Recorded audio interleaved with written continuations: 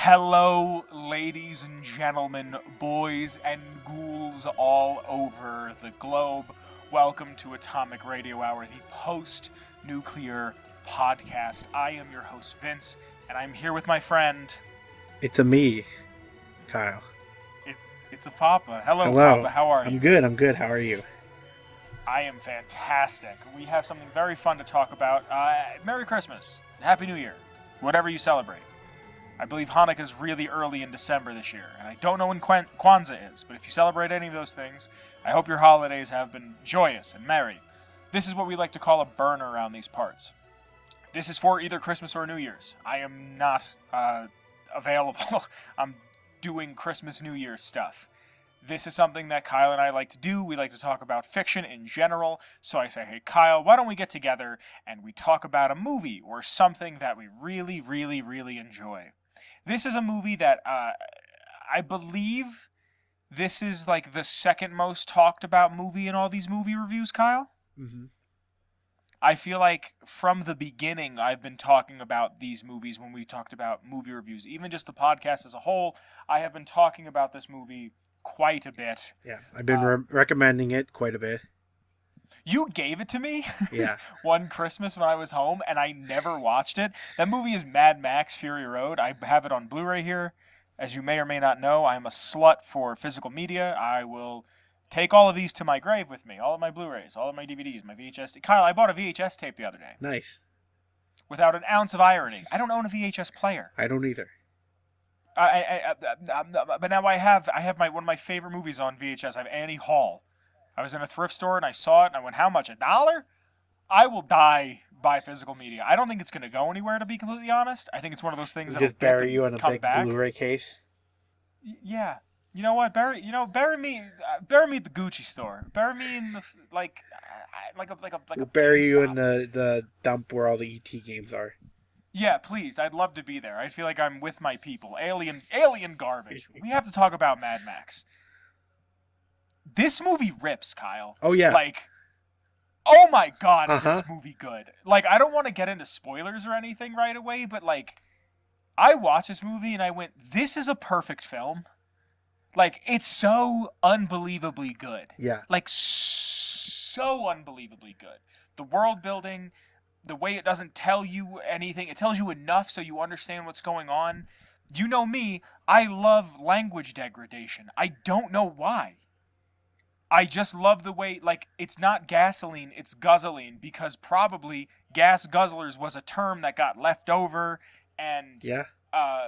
You know what I mean? Yeah. And, like, gasoline, and just the way languages bleed together, and, like, how in New Vegas and Honest Hearts, when you meet the Dead Horses and the Sorrows, they call you, like, Auslander, and a lot of their language is a mixture of, like, English and Spanish mixed in with, like, local slangs and stuff. There was a few times during this movie where I was like, that's really, like the fact that Nux doesn't know what a tree is. Kyle, this is a fantastic movie. Yeah. Like, yeah. I'm so surprised I've never seen it. I know. I know.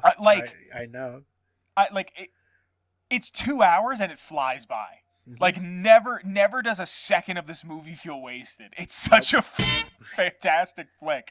Like, so normally whenever Kyle and I do something like this, normally it's my old man ass going, hey, let's get this obscure ass movie from this point in time, or not even obscure, but like a cult classic movie. Let's get something like a Logan's Run or a Soylent Green. I know they're not like super obscure, but the original I Am Legend, which was called, oh geez, Kyle, what was it? Please help me. The gosh damned Omega Man. I don't know how I forgot that. So it's me normally going, hey, let's take these like classic sci-fi flicks, these old school pictures, and let's talk about them. So it's me going, let's watch these movies that are slow and pedantic. And here's this movie that is 120 minutes long, like just about, I think it's like 119 minutes long. Here is this movie that is long as hell, or that's 2 hours long. Not a second of it is wasted. Every single moment of it feels absolutely deserved, absolutely justified. Like, what's that? If it all felt intense. Like, there was not a moment where you're like, like, it was like, let's go. Yeah. Kyle, I was at work today looking up like more information about it, because I only had the chance to watch it one time. Usually I like, when we review a movie, I like to watch it about 3 or 4 times. The initial viewing, I'll do another viewing, a viewing with the commentary. If I have time, I'll do maybe a fourth. And then I'll watch like all the special features and stuff. I didn't really get into a lot of the special features for this because I only got to watch it the one time, and I went to bed so late. Like, I put it on not realizing how long it was, and it was over, and I was like, what do you mean it's almost 1 a.m.? I have work in the morning. Like, it was just such a blast to watch. Did you know you could watch this movie at like triple speed and still completely understand it? I think so, yeah. Yeah. It's, I forget the exact wording for it, but the focal point, instead of being on thirds, like rule of thirds with editing, the focal point is the direct center.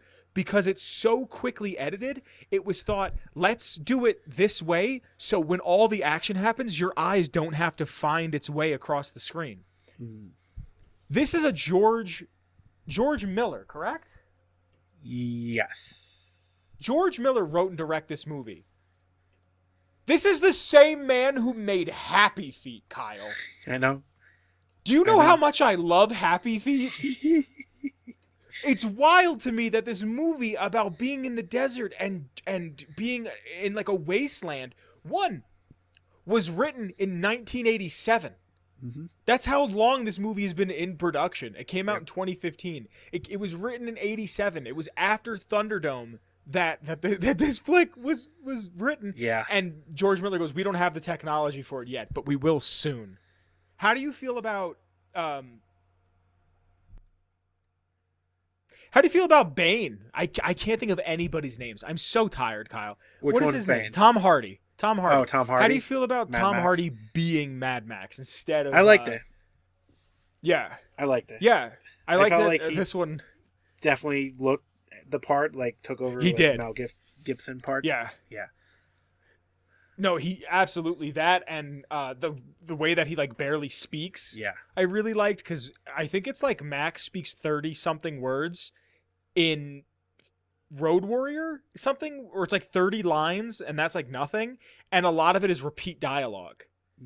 He looks like him too. Like, it's not perfect, and I kind of like the idea of Mad Max being, or even Furiosa with the prequel that's coming out. That was like just announced that it's coming out next year, like a week before we decided to do this. Might have been like as we decided to review it. I like that they're getting. I'm not a big fan of Anna Taylor-Joy. I think she's fine. Like, I don't think she's stellar, but Charlize I think was great in this as Furiosa. It kind of bothered me that she didn't have an Australian accent. That is my only nitpick. Right. Genuinely, Kyle. You listening to me? Yeah, I am. Are you recording? Are you I am recording recording. and are you listening to Yes. me? It is astounding that I have one nitpick. Like, to me, it is astounding that I have one nitpick. The only nitpick that I have is that she doesn't have an appropriate accent. This movie is bonkers. It's nuts. It's silly even. It's so good. Like, this is a movie...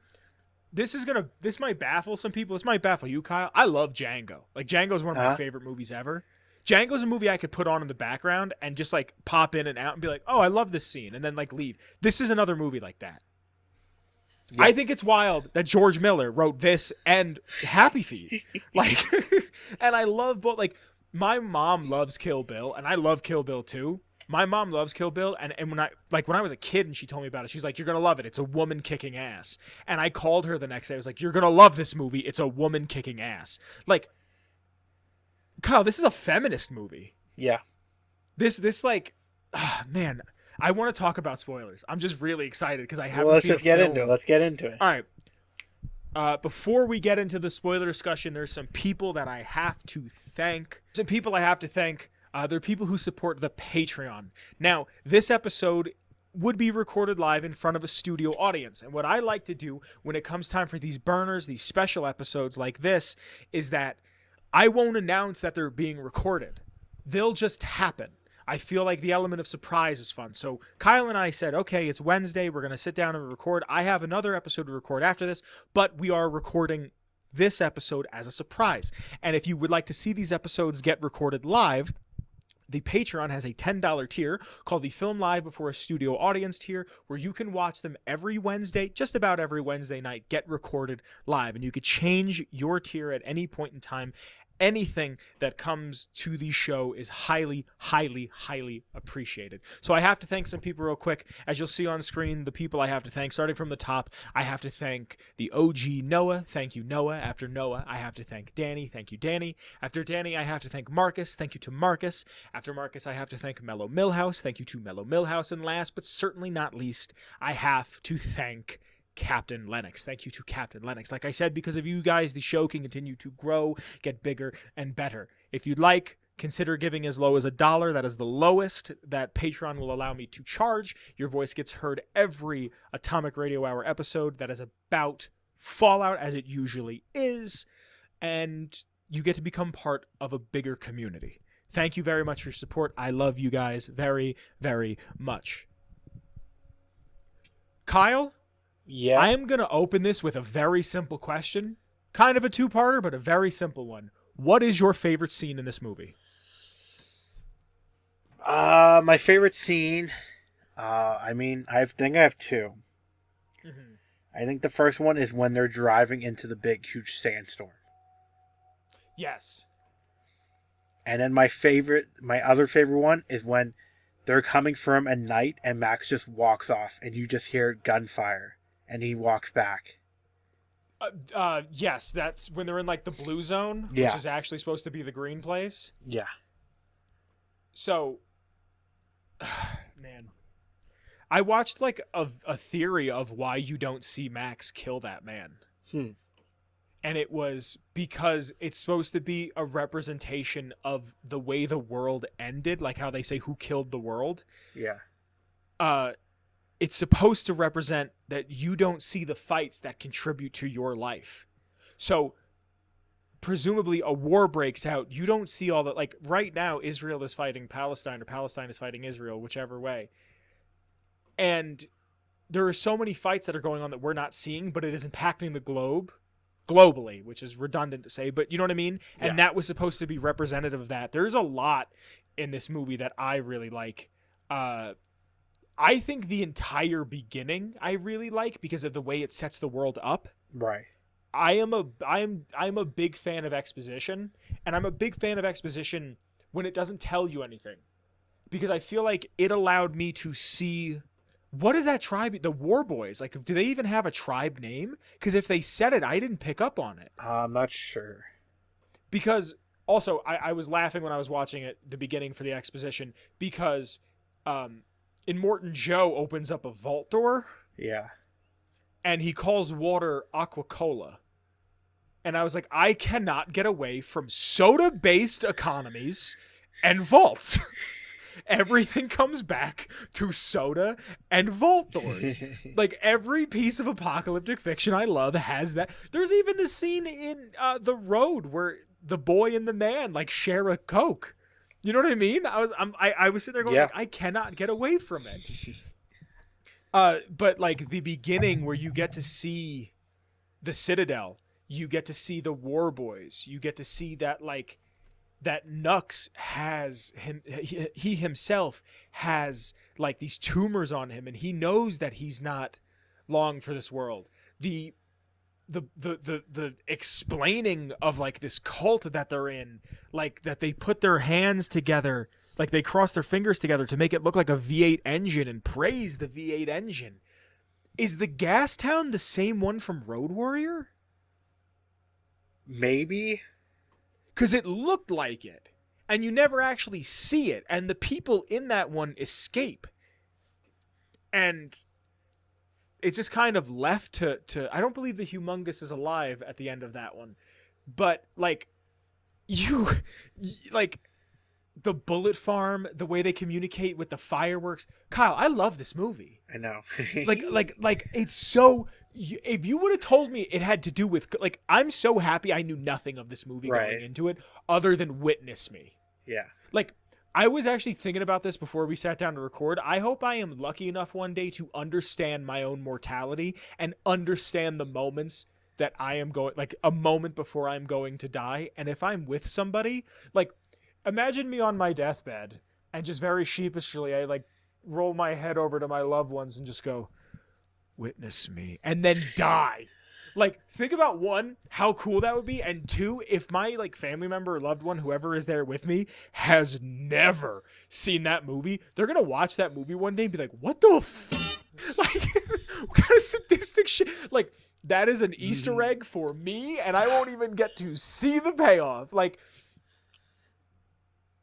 Kyle, do you have any problems with this film? I don't think so. I genuinely like, and the symbolism in this movie is so fantastic. Mm-hmm. Like, it's also incredibly campy, and I love that it can be serious and it can be campy at the same time. The fact that the women that are considered breeding stock, the many wives of Immortan Joe, are always clean. Yeah. I think is so fun. They're in the middle of a dust storm. Zoe Kravitz looks as beautiful as Zoe Kravitz will always look. Like, Tina Turner's in this movie too. Yeah. She's in it for like a second. Anyway, like, the themes of this movie being that, like, men are destroying things and women are the only people that have like a genuine touch. Like, women have compassion. The fact that Max is like, nope, I hate you all, screw you, I just need to get in this truck and leave. None of it works. And then by the end of it, he's like, hope is bad, and he sees Furiosa and is like, we can make this work. Like, just, Kyle, I think the older I'm getting, the more I'm realizing that, like, love isn't a bad thing.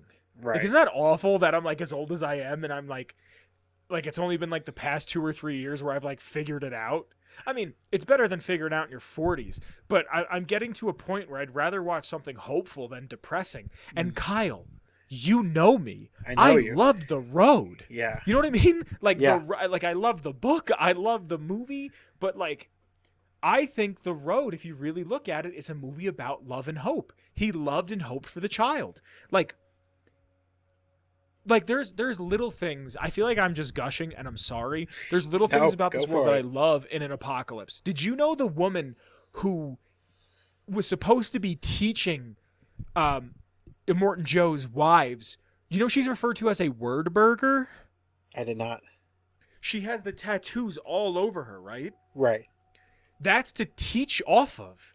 The concept of teaching somebody, like one person in a community that is tattooed entirely with their spoken language, with their stories on them, is a fascinating idea to think about. To think about oral tradition, passed down tradition. To think about how you could take that and then essentially, more or less, you can't once someone has died, you can't turn them into a leather.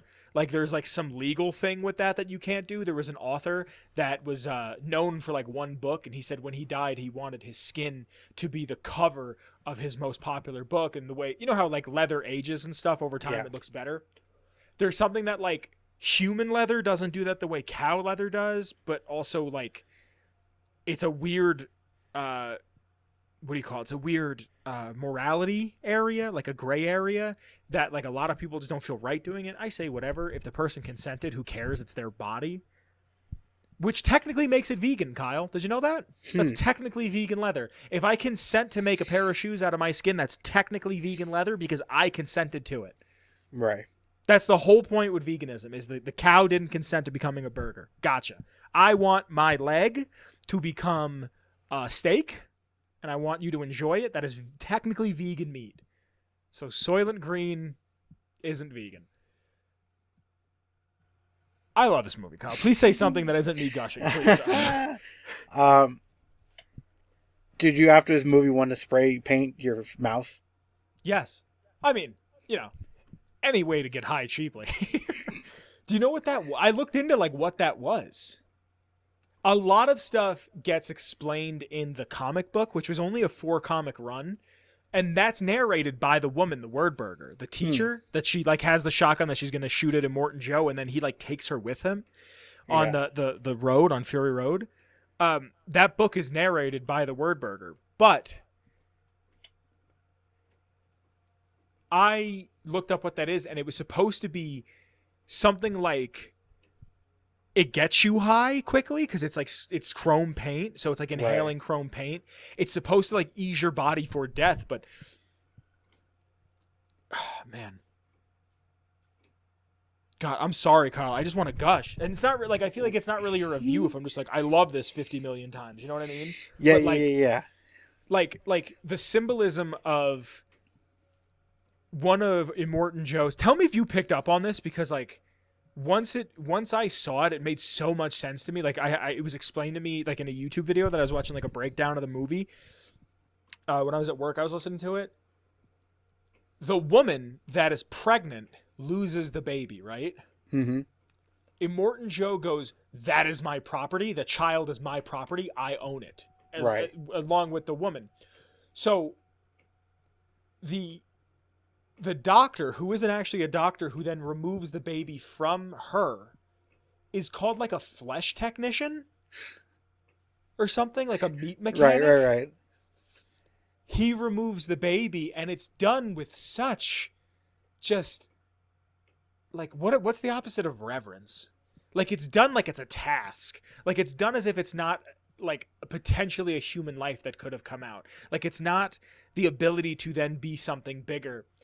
The only thing you ever see of the baby is the leg, and it cuts the umbilical cord. Nux ties Max up to the front of the car through an umbilical cord. Yeah. Like symbolically. Yeah. And the reason why Nux lives and the baby doesn't is because the baby was property, but Nux is like out of love, like out of care, out of seeing that somebody can get better, to the point where it comes back and saves Furiosa's life at the end. There was something I was watching that it was like an allegory for marriage, that when she goes, "What's your name?" right? And he kind of like looks at her and she's like, "Will you answer to fool?" And then she calls him a fool. When she's dying at the end of the movie, he goes, "It's Max. My name is Max." That is supposed to be an allegory for marriage, for a man giving his wife his name. Huh. Like, this movie symbol, and like I'm sitting there watching it, and I'm like, I can't believe the dude who made Happy Feet made a feminism movie. And then I'm sitting there going, no, of course the man who made Happy Feet made a feminism movie. Happy Feet is about pollution and global warming. Did you know that the editor of this movie is his wife? I think I knew that, yeah. And she edited Happy Feet. Yeah. And I'm going to hide Mumble somewhere in the thumbnail for this. I know the bad guy. What was his name again? Immortal Joe is actually the one guy from the other Mad Max. Like the actor? Yes, he's the humongous. Yeah. I believe he's the humongous. If he's not the humongous, no, I think he's his the bike guy with like the curly, long hair. The big muscled guy or the gay guy? Hold on. I'm trying to remember if it was from the first one or. Huh? Is he in Mad Max 1 or Road Warrior? Or Thunderdome? Because I've only ever seen Road Warrior. Kyle, I have seen these movies completely Mad out of Max order. 2. Oh man, I have to rewatch it then. I have to also go pick up the first Mad Max and now Beyond Thunderdome, because instead of watching these movies as 1, 2, 3, 4, I've watched them as 2 and 4. And from everything I've heard, those are probably the best ones, but still, I feel like I need to go fill in the gaps. Did you see what the next Mad Max that comes out next year is going to be called? I don't remember, but it's called, now you know how much I hated Call of Duty's naming of their games, right? It's called Mad Max 2 Furiosa. So it went Mad Max, The Road Warrior, Mad Max Beyond Thunderdome, Mad Max Fury Road, and now Mad Max 2 Furiosa.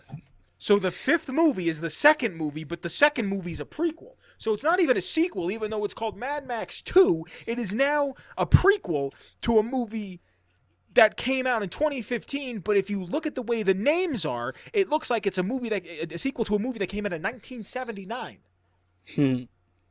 Why is it so hard to name a movie? I don't know. The movie, the one, the movie, the two, Alien, Alien 2, or Aliens, Alien 3. That makes some sense. Yeah, then Prometheus. Yeah, but Prometheus, they didn't say that it was a thing. You know, I've never seen Alien, Kyle. We should review Alien. Oh, we should. You think we can get away with reviewing Jaws? That's not really like an apocalypse movie, but it's a classic. Why wouldn't we get away with it? I don't know, because it's not like apocalyptic. We reviewed Sonic the Hedgehog. But that was for Kyle and Vince Likes Things. Yeah, we can do a Colin Vince Likes Things. On Aliens. Jaws? Okay. Oh, Jaws.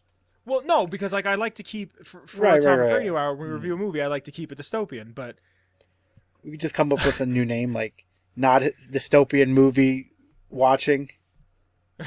yeah, something. Yeah, what did I originally want to call the three of us before my brother joined? The Last of Us +1 or The Last of Us and 3 or some shit? I hate naming things, and when I do name them, I like them long. Is there any... Kyle, who's your favorite character in this movie? Knox. Oh, another thing. Sorry. Nux, N-U-X, New Max. Like the way like he learns from Max and Furiosa, like he takes from what is supposed to be like his parents, like O.J. Simpson, symbolically. We should watch a movie with him his in mother and his father. What's up? We should watch a movie with him in it. With OJ? Yeah, we should. I thought you were gonna say OJ was gonna be in this movie, and I was like, "There's no waiters in this movie. He wouldn't have anything to do." No. There's a bunch of beautiful women. You know how OJ feels about beautiful women. We should. He's in The Naked Gun. We should just watch The Naked Gun together because it's hilarious. Nux is your favorite. I think my favorite. I can't think of his name. Let me find it. He's the dude who's in charge of the bullet farm. The People Eater.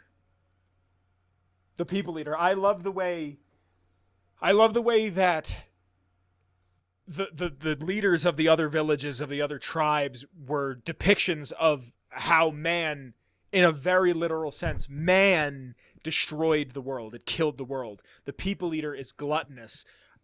He had leprosy, and he was the only fat person, and he was fat because he ate people. Yeah. I always, as we spoke about previously, I love cannibalism in fiction. I also just like the idea of it. I think it's not that I'm sitting here like, gonna eat someone unconsensually. Just the idea of it is fascinating to me. Did you know, I heard this theory the other day.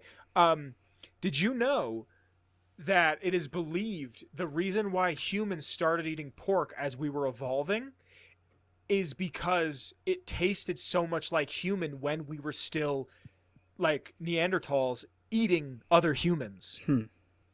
And they're like, at some point in evolution, a conscious kicked in. It was like, maybe we shouldn't eat and kill the people that are around us. Right. And that's why pork is or human is referred to as long pork by cannibals. They say it tastes just like pork. I like seeing a character that like you obviously disagree with. And that's how I felt about the People Eater. He's got like elephantitis. Yeah. Like everything about him shouldn't be alive, but because he's so evil, he's also just got his nipples exposed and clamps on his nipples, so it invokes like the imagery of hedonism. And he's like playing with his nipples like as he's talking to people. The guy from the gas town that had all the petrol.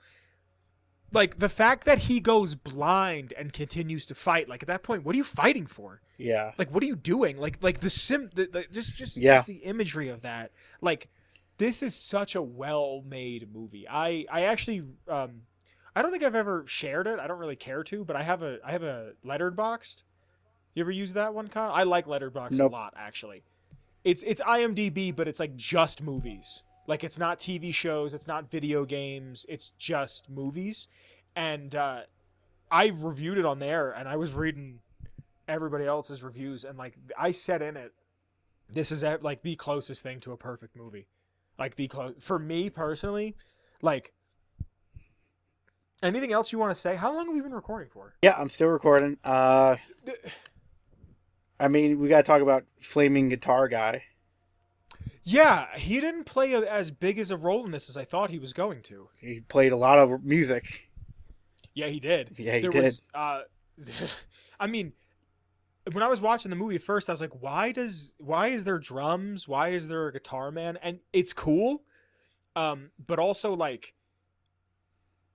the idea was every every warring party needs a drummer boy. Yeah. And like, again, the idea of that is not something I would have thought of on my own.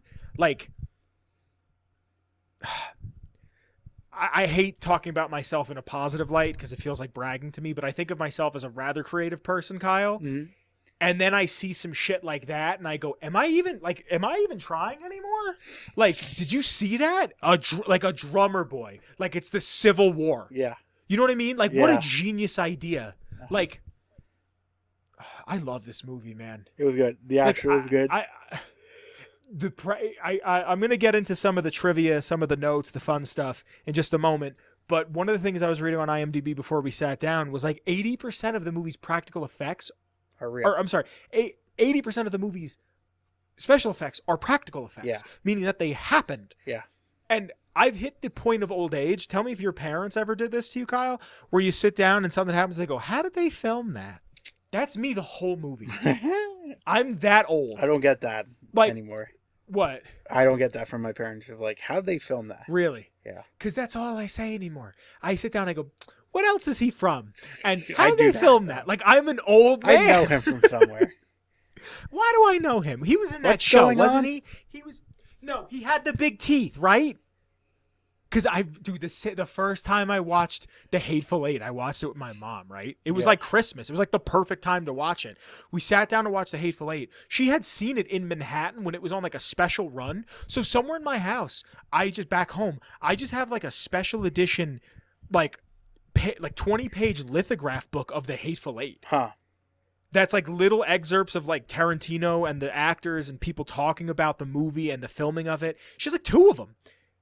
And we sat down to watch it, and my mom's sitting there talking about Walton Goggins, going, what do I know him from?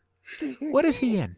We're sitting there like eating pasta. Well, now you can be like, hey, Mom, he's from my favorite show series.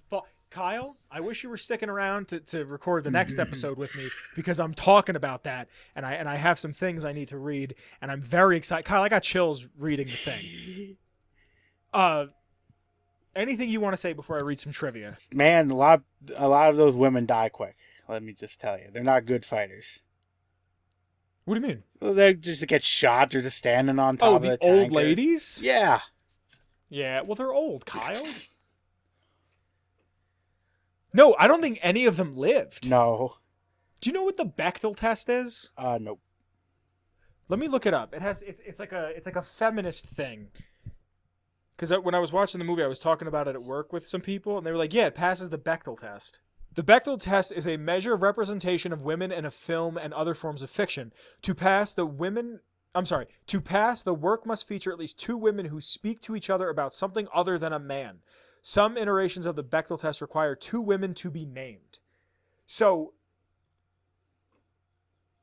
they have to have a conversation that isn't about having sex, like more or less, like, or impressing a man or a guy. And there's like a list of movies that do it. It's Kill Bill. Frozen does it too. And this movie, and like when we were talking about it at work, they're like, yeah, it's like an action movie that passes the Bechdel test. The editor of the movie, Sixlet, I believe is how you pronounce her last name, who is George Miller's wife, went to George Miller and was like, let me edit this. And he's like, why should I let you edit this? And she goes, because if you have any other guy edit this, it'll look like any other movie. Love this movie. Kyle, I don't like action films. I know. My favorite movie ever is Annie Hall. Yeah. An hour and 20 minutes of a guy who's neurotic and depressed going, I don't get it. Why doesn't she like me? Like, that's my favorite movie. And then you show me this? Yeah. God, what a time to be alive, right? Yeah. I get all of my trivia, notes, and other fun facts off of imdb.com. Kyle, did you know that there was a fan theory that the boy from the Road Warrior, like the feral child, is this Max? I think I heard that story. George Miller said it's not. Yeah. Like, he came out, he's like, that's not true. Yeah. But I thought it was interesting because, like, the child is telling the story of Max at the end of the movie. Yeah. Also, I found out that this movie takes place roughly in 2050. Right. Which I think is crazy because we didn't even talk about the tattoo. Kyle, did you see the tattoo? Did you like read what the tattoo says? No. Let me talk about the tattoo quick, Okay, because talk about this is, tattoo. again, another piece of fantastic fiction. The tattoo is written on Max upside down because he's a blood bag, and the blood has to drain out of him. So the way it is going to be read is like a blood bag upside down. His tattoo that he now has on his back till the day he dies is upside down. That says he's a universal donor, which is a little plot armory. Like, this isn't even a nitpick that I'm genuinely having. It's a nitpick that I'm thinking about later. It's plot armor because, of course, it's typo.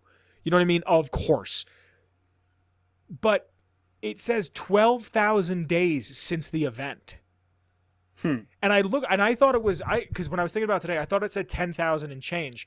You know how long 10,000 days is? Not sure. 27 years, 4 months, and 25 days.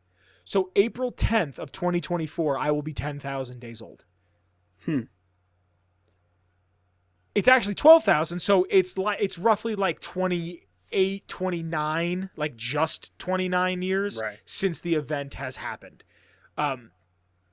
But, you know, Max was a cop before the war happened, before the event happened. So he had it. He's like getting close to 50 if he's not already there. You know what I mean? Yeah.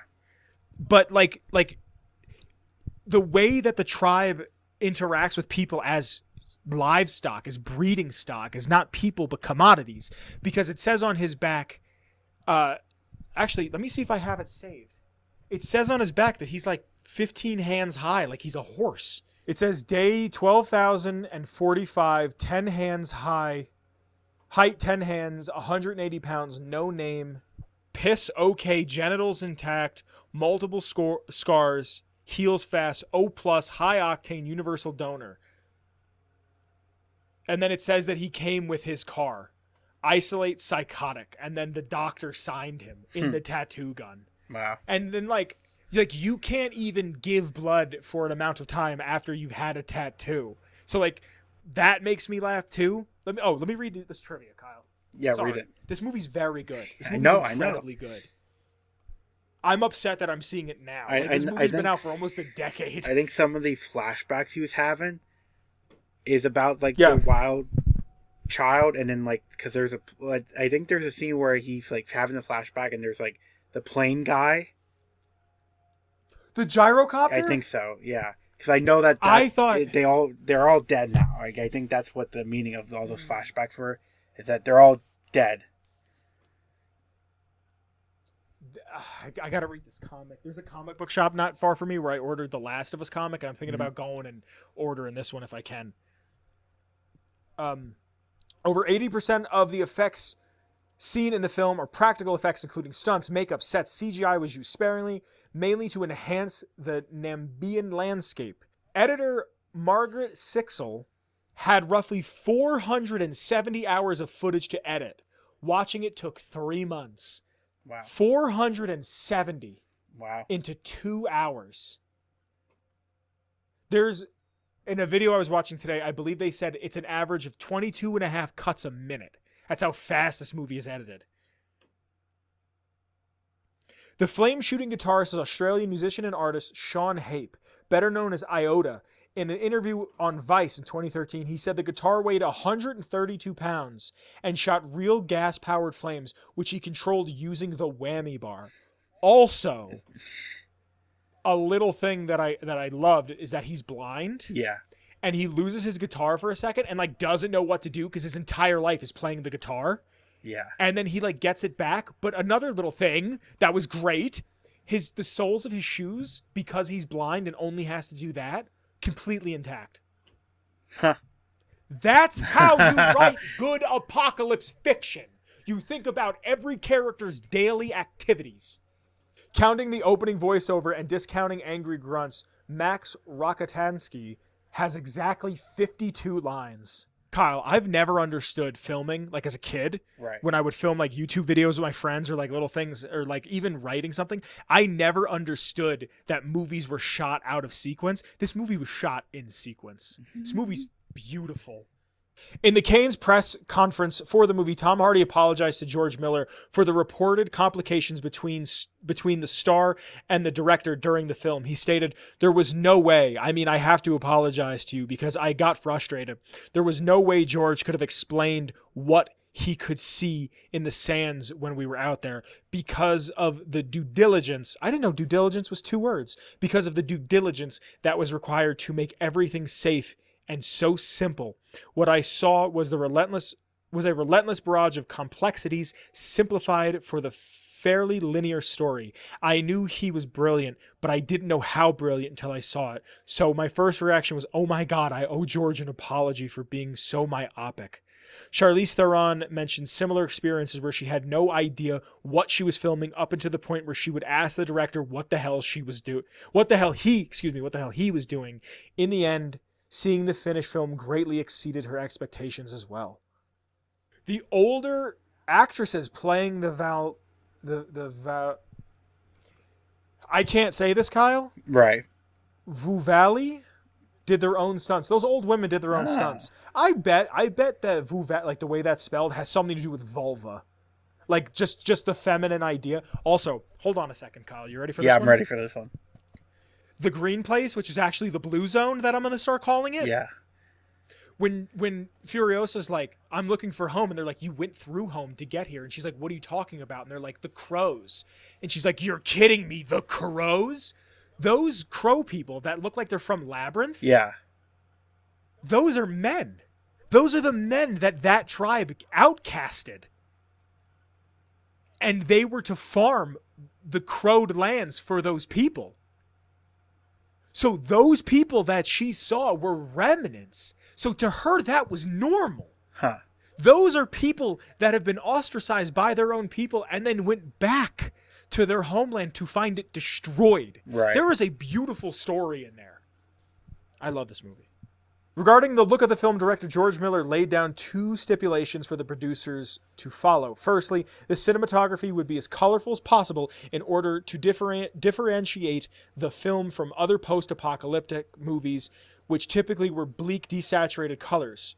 During pre-production, the initial concept was for a black and white film, however. Producers strongly advised against it as they believe it would deter audiences. Miller's original concept would come to fruition and release in the Mad Max Fury Road Black and Chrome edition, which you were telling me about earlier, Kyle. Yep. Secondly, the art direction would be as beautiful as possible, as Miller reasoned that people living in the post-apocalyptic world would try to find whatever scraps of beauty they could in their meager environment.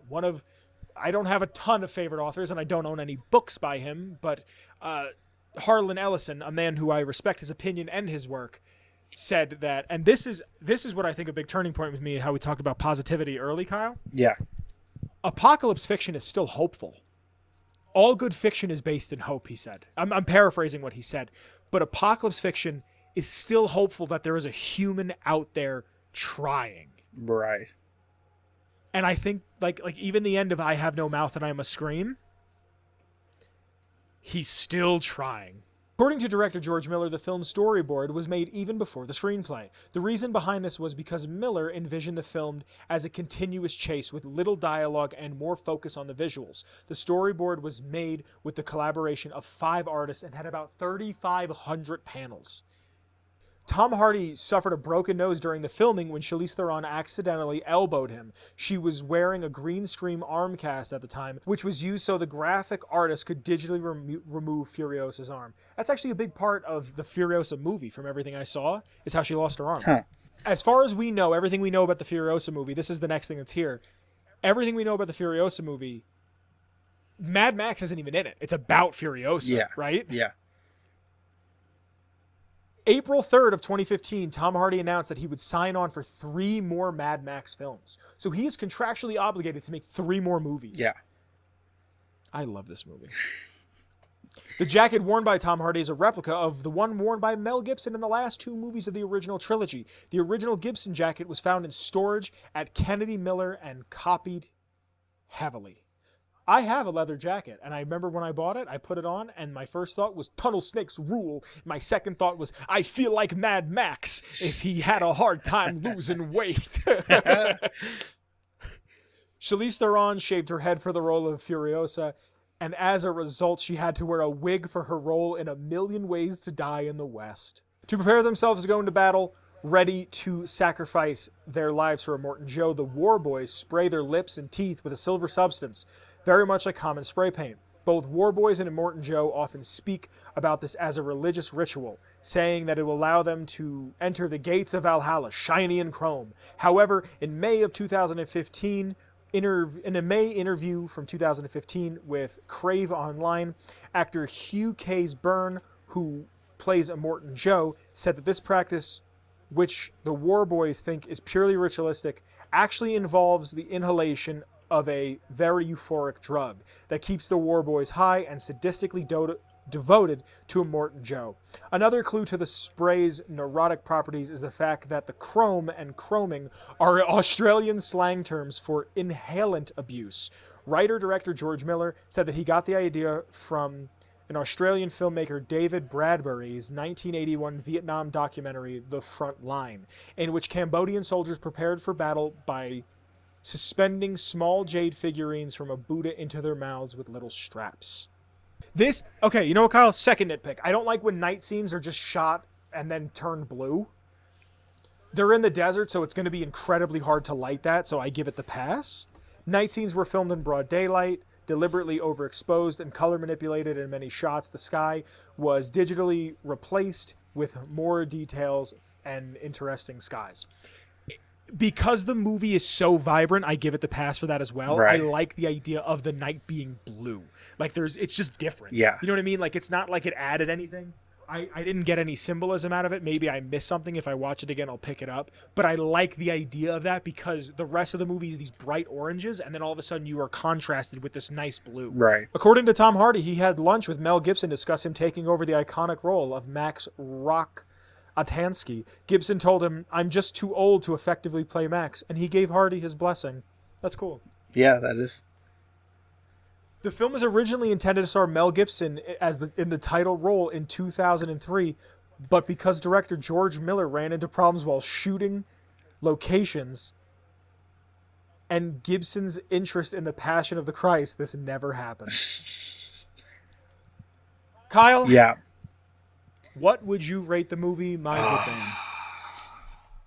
I'm going to say 9 out of 10, 9.5 out of 10 blood bags. Hell yeah. I am going to give this movie a 9.9 witness me's out of 10. That non-Australian accent got you. Yeah, man. It's like I said, it's the little things. You wouldn't think that there would be a non-Australian in Australia? She was too young. See, this is the thing. She was too young. Like, I expected Furiosa to be, like, I'm assuming we're going to learn more about it when the prequel comes out. I expected Furiosa to be, let's say that it happened 28 years ago. I expected her to be like 24. Right. Like, she's one of the first generation of pre-event babies. When you meet the Volvali tribe that she's from, not everyone has an Australian accent, so I can kind of give it the pass. But it wasn't even like she said certain things like with a British accent and then some things with an Australian accent because those were her two melding of cultures, it seemed as if. You know what I mean? Right. I don't know, because you know how much I love Joker. I don't think I'd give Joker a 10 either. Right. So, yeah, 9.9. Okay. 9.9. Okay. This is the this is the definition of, in my mind, like, pretty damn near a perfect movie. Like, the only way this movie could have been better is if, like, half of the proceeds went to erecting orphanages for crack-addicted babies. You know what I mean? Like, that's the only other way I could give this movie. Like, oh, you know, it was a humanitarian... It's a feminist movie and a humanitarian flick. Yeah, you know, it's a 12 out of 10 now. Like, damn near perfect movie. I am upset that I went to the vintage stock I always go to and passed this bad mother every time and went, I know Kyle really likes this movie, and just never thought about it. Yeah. It's a fantastic movie. If there's anything you'd like to say, Kyle, before we get out of here. I think you said all what I was going to say. I'm sorry if this doesn't feel like a review and just feels like me rambling. Hey, but I've been waiting for you to watch this movie, so it's, you know. I read something, or I think it was Fantano talked about it, so it probably wasn't even a thing, but it was like, as you hit a certain age, you stop, and he disagreed with it, but you stop liking things. Like, you kind of stick with the same music, you kind of stick with the same movies, and I'm kind of afraid of that the older I get. Like, I'm not afraid of aging, I'm afraid of my taste stagnating. That's why I watch Skibbity toilet videos. Not because I think they're funny. Some of them are funny. The Skibbity Rizzler, you ever stick out your gat for the Rizzler, Kyle? Like, that stuff, like, to me is funny, but it's also like, I want to know what's funny because I want to know why kids think something is funny. Because the people that are going to be the funniest people aren't going to be the people that are 40 coming up with the new ideas. The people that are 40 coming up with the new ideas, I feel like, are the people who are saying that, like, the Jews are evil. And you get someone who's 20 and is saying, this is what's funny, this is what's here, this is what's now, this is what my generation agrees with. You need to follow what the younger generation is saying because they understand what the future's problems are going to be way more than what a 50, 60-year-old man has to say. You know what I mean? Right. And, like, I'm just happy that I could sit down and enjoy this movie and have such a good time with it the way that I did and not be like, oh, I'm an old man, I don't like things anymore. Right. Thank you for joining us. I hope you've enjoyed me gushing about enjoying things once more. My name has been Vince. This has been... this is me, Kyle. Hello. Thank you for joining us. If you like the intro music, it's by the one and only Shane Ivers. You can get a link to the intro song, which is called Feather Duster, at his website at silvermansounds.com/free music. Throw a slash at the end there for Feather Duster, or listen to all of his free heaters, because they're free. In the link in the description below, there are links in the description below to the Patreon. Again, thank you to the Patreon. Check it out if you like this. If you want to hear me gush about more stuff I like, if you want to hear me talk about Fallout, other pieces of fiction that I like, whatever. You just like me, I don't know. You like me? You can give $1 to the Patreon, or just share this with a friend. It helps out tremendously. There's also links to my Twitter, Kyle's Twitter, and the show's Twitter. The Redbubble is down there as well if you'd like to buy a logo on a sticker or a t-shirt or what have you. I hope you guys have seen this movie. I hope you guys are happy. I hope you guys are enjoying yourselves. Thank you, Kyle, for joining me this week. Mm-hmm. No, Merry Christmas, Happy New Year, whatever this comes out around. I will see you guys next week, presumably for another burner, because if it's Christmas time, that's kind of the MO. I love you guys. I'll be seeing you next week. Bye, Kyle. Bye, Kyle. Atomic Radio Hour Podcast. This has been a production made by your friends at Ghoulman Entertainment.